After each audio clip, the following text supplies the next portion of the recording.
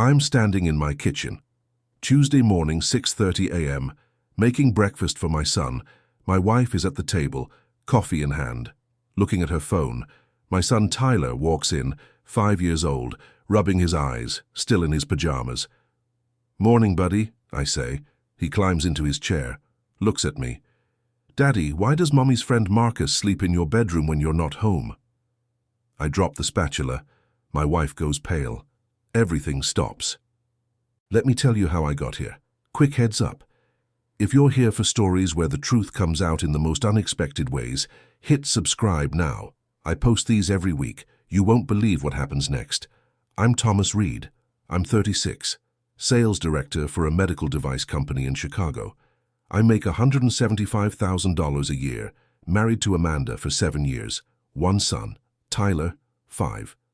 Amanda and I met at a friend's wedding. She was a bridesmaid. I was a groomsman. We hit it off immediately. We got married 2 years later. Tyler was born 3 years after that. For the first 5 years, everything was good. Amanda stayed home with Tyler. I worked. Normal family life. Then, about 2 years ago, Amanda started going out more. "I need adult time," she'd say. "I'm home with Tyler all day." I understood. Being a stay-at-home mom is hard. She deserved time with friends. She joined a gym, started going to fitness classes 3 times a week, Tuesday, Thursday, Saturday mornings. "Who teaches the class?" I asked once. "Marcus. He's the instructor, really good, pushes us hard." Marcus. I'd heard that name before. Marcus said this. Marcus thinks that. Marcus recommended. 6 months ago, my job changed. I started traveling more.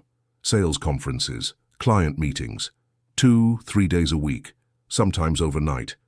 "I'll be in Cleveland Tuesday and Wednesday," I'd tell Amanda. "Back Thursday morning."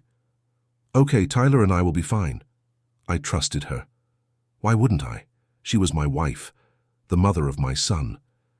But then I started noticing things.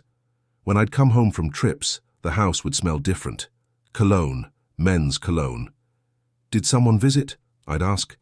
"Just the repair guy, fixed the dishwasher. The plumber, fixed the sink. The cable guy, upgraded our internet." Always a different excuse, always a different repair. Last month I came home early from a trip. Flight got cancelled, rebooked for the next morning. I walked in at 10 p.m., Tuesday night. Amanda was on the couch, watching TV, alone. "You're home early," she said. Surprised, almost nervous. "Flight cancelled. I'll leave again tomorrow morning." "Oh, okay." The house smelled like cologne, fresh, recent. "Did someone visit?" "No, just me and Tyler." I didn't push, but I started paying attention. 2 weeks ago, I had another trip, Boston, Tuesday through Thursday. "I'll be back Thursday evening," I told Amanda. "Okay, safe travels." I left Tuesday morning, flew to Boston, checked into my hotel. That night, I got a call from my boss. "The client cancelled tomorrow's meeting. You can come home early if you want." "Really? That's great. I'll catch a flight tomorrow morning." I booked a flight. Wednesday, 6 a.m., landed in Chicago at 9 a.m. I didn't tell Amanda. Wanted to surprise her and Tyler. I took an Uber home. Arrived at 10 a.m. There was a car in my driveway. Black BMW. Not mine. Not Amanda's. I walked to the front door. Unlocked it. Quietly. I could hear voices. Upstairs. In my bedroom. Amanda's voice. And a man's voice. I walked upstairs. Slowly. Quietly. My bedroom door was closed. I opened it. Amanda was in bed, with a man. Both naked. Sheets tangled. They saw me. Froze. "Thomas!" Amanda screamed. Grabbed the sheets. The man jumped up, started grabbing his clothes. I recognized him. Marcus. From the gym. The fitness instructor. "Get out," I said. Calm. Cold. Marcus grabbed his clothes, ran past me, down the stairs, out the door. Amanda was crying. "Thomas, I'm sorry. I didn't mean—" "Where's Tyler?" "At my mum's. I dropped him off this morning. Get dressed, pack your things, you have 1 hour. Thomas, please." "Let me explain." 1 hour. Then I'm calling the police for trespassing." She got dressed, packed a bag, left. I sat on my bed. The bed I'd shared with my wife. The bed she'd just shared with another man. I called my lawyer. I need to file for divorce, adultery. I caught her in our bed, with another man. Do you have proof? I saw them both naked in my bed. That's enough, I'll file tomorrow. I picked up Tyler from Amanda's mom's house. Didn't tell her what happened. Just said Amanda and I needed some space. Tyler asked, "Where's Mommy?" "She's staying with Grandma for a few days." "Why?" "Grown-up stuff, buddy. Don't worry." 2 weeks later. For 2 weeks, Amanda stayed with her mom. I had Tyler. Full time. She'd come by to see him. Supervised. I'd stay in the room. "When can I come home?" she'd ask. "You're not coming home. We're getting divorced." "Thomas, please. I made a mistake. It was just one time." "It wasn't one time. Marcus has been coming to our house for months. Every time I travel, the cologne, the repair guys, it was him." She didn't deny it. Last Tuesday, Amanda came over for her visitation. 6 p.m. Tyler was excited to see her. They played, watched TV, had dinner. At 8 p.m. she left. Tyler went to bed. The next morning, Wednesday morning, the morning from the beginning of this story, I was making breakfast, pancakes, Tyler's favorite. Amanda had texted, "Can I come by this morning? Want to talk?" "Fine, 7 a.m. She arrived at 6:45, sat at the kitchen table, coffee in hand. Tyler was still sleeping, or so I thought. At 6:30, Tyler walked into the kitchen, rubbing his eyes. Pajamas, messy hair. "Morning, buddy," I said. He climbed into his chair, looked at me. Then he asked the question. "Daddy, why does Mommy's friend Marcus sleep in your bedroom when you're not home?" I dropped the spatula. It clattered on the floor. Amanda went pale. "Tyler, what?" "I saw him," Tyler said. "Lots of times. When you're gone, Daddy. Marcus comes over. He sleeps in your bed with Mommy." My hands were shaking. "Tyler, when did you see this?" "Lots of times, Tuesday mornings, Thursday mornings. Marcus comes over, he and Mommy go upstairs. I watch cartoons." Amanda was crying. "Tyler, honey, Marcus is just... He's not just anything," I said, voice cold. "Tyler, go watch TV. Daddy needs to talk to Mommy." Tyler left, confused, innocent. I looked at Amanda. "He saw... Our 5-year-old son saw you with Marcus, in our bed, multiple times." I didn't think he noticed. He was watching TV. He's 5, he notices everything.